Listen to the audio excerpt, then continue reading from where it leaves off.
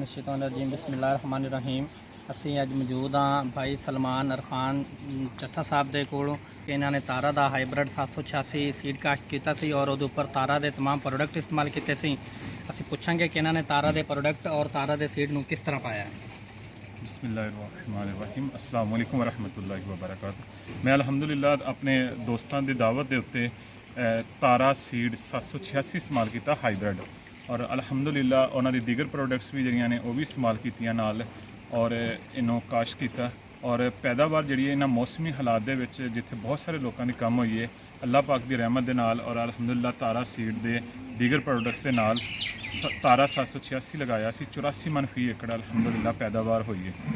तो सानू पहले दावत देने कि जदों भी तुहाडी पैदावार होए पहले अपना जिहड़ा उशर है हर 20वां मन जिहड़ा है वो तुहाडा नहीं है, कुरान करीम विच भी है।